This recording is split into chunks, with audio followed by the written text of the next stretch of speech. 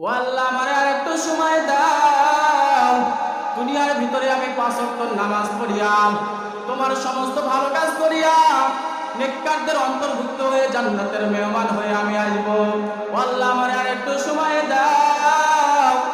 যাদের সঙ্গে আমি জুলুম করেছি, যাদের সঙ্গে আমি খারাপ ব্যবহার করেছি, তাদের সঙ্গে তাদের কাছ থেকে একটু ক্ষমা চেয়ে আসব। আল্লাহ পাক রব্বুল আলামিন বলেন, বান্দা আর তোমার পাঠানো হবে না। কারণ আল্লাহ পাক ডাকতে বলে, বান্দা দুনিয়ার ভিতরে আমি আল্লাহ পাক রব্বুল আলামিন তোমার একটা দিন নয়, 2টা দিন নয়, 1টা বছর নয়, 10টা বছর নয়, 20টা বছর নয়, 40টা বছর সুযোগ দিলাম, 65টা বছর তোমারে সুযোগ দিলাম, তোমারে সুযোগ দিলাম। ও বান্দা, তোমার মতো কত মানুষকে আমি দুনিয়ার ভিতরে পাঠাইলাম, দুনিয়াটা না দেখাইয়া আবার তার জানটা কবজ করে নিলাম। তোমার মতো কত বান্দা ছোট্ট ছোট্ট মাসুম বাচ্চাদেরকে দুনিয়ার ভিতরে পাঠাইলাম, সূর্যের মুখটাও দেখতে পাই নাই, কিন্তু আমি তাদের জানটা কবজ করে নিলাম। কিন্তু বান্দা, তোমারে কত সুযোগ দিলাম, কত সুযোগ দিলাম। তোমারে 40টা বছর সুযোগ দিলাম, 50টা বছর সুযোগ দিলাম। ও বান্দা, তুমি কত গুনাহ করছো, হাতের মাধ্যমে গুনাহ করছো, পায়ের মাধ্যমে গুনাহ করছো, ওই যে চোখের মাধ্যমে গুনাহ করছো, হাতের মাধ্যমে গুনাহ করছো।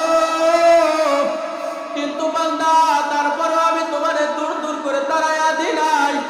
দুনিয়ার ভিতরে তুমি বাবার কাছে অপরাধ করছো, বাবা তোমারে দূর দূর করে তাড়াইয়া দিছে। মায়ের কাছে অপরাধ করছো, মা তোমারে দূর দূর করে তাড়াইয়া দিছে রে বান্দা। কিন্তু আমি আল্লাহ তোমারে দূর দূর করে তাড়াইয়া দিই নাই, তোমারে সুযোগ দিছি তুমি ভালো হয়ে যাও। কিন্তু বান্দা, তুমি তো ভালো হও নাই। ও বান্দা, আমার জান্নাতে তোমারে দেওয়ার জন্য আমি কত আমার টাকা আমি তোমাদেরকে ডেকেছি, আমার জান্নাতের মেহমান বানানোর জন্য আমি মুয়াজ্জিনের মাধ্যমে কত তোমাদেরকে ডেকেছি, কিন্তু তোমরা আমার ডাকে সাড়া দাও নাই। ও যুবক, আল্লাহর গোলাম, কাল কিয়ামতের ময়দানে যদি আল্লাহ তাআলা এই প্রশ্ন করে, প্রশ্নের জবাব আমার আপনার কাছে কারোর কাছে থাকবে না। এই জন্য বলি রে বাবা, নামাজ আর ছেড়ো না, রমজান মাস পাইছো, নিজের গুনাহগুলো মাফ করে নাও। কাল কিয়ামতের ময়দানে যদি আল্লাহ পাক রব্বুল আলামিন তোমারে জিজ্ঞাসা রে বান্দা,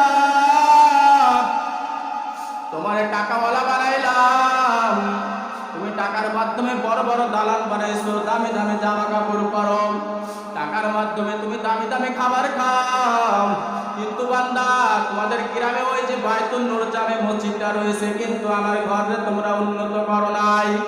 ও যুবক, আল্লাহর গোলাম, কালকে কি জবাব তোমরা দিবা? আল্লাহ পাক রব্বুল আলামিন যদি বলে, বান্দারে তোমার অর্থ সম্পদ দিলাম, তোমার টাকা দিলাম, টাকার মাধ্যমে এই যে তোমরা কত বাহানা করো, কত বাহানা করো, টাকার মাধ্যমে এই যে ঈদের মার্কেট করছো, তোমার সন্তানের জন্য দামি দামি কাপড় কিনছো, নিজের জন্য কত দামি দামি কাপড় কিনছো, বিবির জন্য কিনছো। ও যুবক, ওই যে বাড়ির পাশে একজন গরিব মানুষ আছে, তারা তো ঈদের মার্কেট তো করতেই পারে না, টাকার অভাবে খাবার পর্যন্ত খাইতে পারে না। ও যুবক, আল্লাহর গোলাম, আমার পর্দার আলের মাগো, দিলের কানটা লাগাইয়া শোনো, আল্লাহ তোমারে টাকাওয়ালা বানাইছে, তোমারে টাকা দিছে, এটা আল্লাহ তাআলার সম্পদ, তোমার সম্পদ না। আল্লাহ পাক রব্বুল আলামিন পরীক্ষা করার জন্য তোমারে সম্পদ দিয়েছে। এই যে যাকাত আছে, এই যে রমজান মাসে সবথেকে বড় একটা মাস, 12টা মাসের ভিতরে এমন একটা মাস, আল্লাহ পাক রব্বুল আলামিন বলে, বান্দারে আমি অন্যান্য উম্মতদের জন্য রমজান মাসের রোজাকে আমি আল্লাহ ফরজ করি নাই। ও বান্দা, এই রমজান মাসের ভিতরে আমি এমন এমন কিছু দিন রাখছি, এমন এমন কিছু রাত রাখছি, অন্যান্য উম্মতরা এই দিনগুলো, এই রাতগুলো পায় নাই, কিন্তু শেষ নবীর উম্মতের নিয়ামত স্বরূপ এই দিনগুলো দিছে।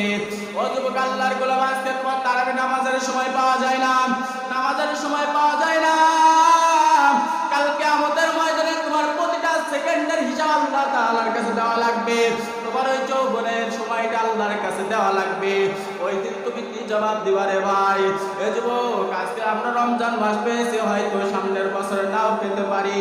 আজকে পূর্বী বাবাজিদেরকে আমরা দেখছি, আগামী রমজানে নাও দেখতে পারি। এ যুবক, আল্লাহর গোলাম, যাদের উপরে যাকাত ফরজ হয়েছে, তারা যাকাত দেওয়ার চেষ্টা করো। ওই সমস্ত গরিব মানুষদের পাশে দাঁড়াও, তাদেরকে সহযোগিতার হাতকে বাড়াইয়া দাও। কারণ আল্লাহর নবী বলেন, আল্লাহর কোন বান্দা যদি যায় সম্পদের যাকাত দেয়, ওই সম্পদের হিফাজতকারী আমার